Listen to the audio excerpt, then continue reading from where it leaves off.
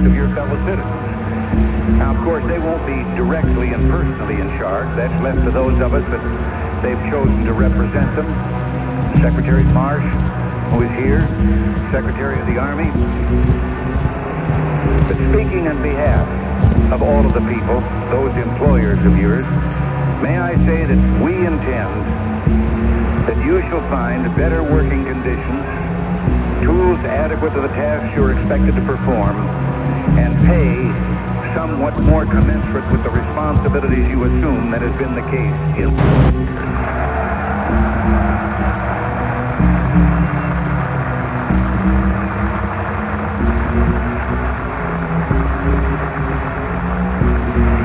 Now, you may have heard rumors to the effect that increasing government spending is not something I'm prone to do. And to tell the truth, there's a certain substance to those rumors. At the same time, I accept without question the words of George Washington.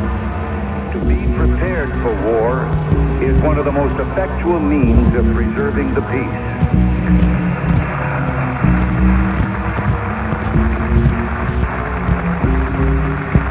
Now, in spite of some things you may have heard, he didn't tell me that personally. Still, I'm in full agreement. About your employers. We've been through a period in which it seemed that we, the people, had forgotten that government is a convenience of, for, and by the people. And while we were busy with our own affairs, government began to grow beyond the consent of the governed. Its growth was nourished by an ever larger share of the people's earnings that it took by taxation, which became more and more confiscatory.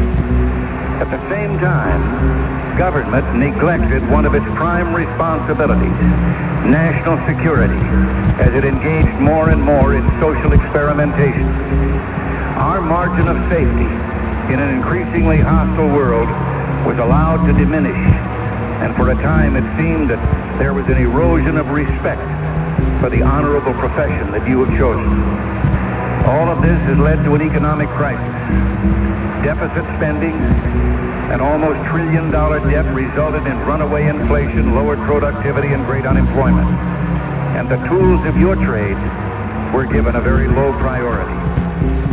Well, I'm happy to tell you that the people of America have recovered from what can only be called a temporary aberration. There is a spiritual revival going on in this country, a hunger on the part of the people to once again be proud of America, all that it is and all that it can be.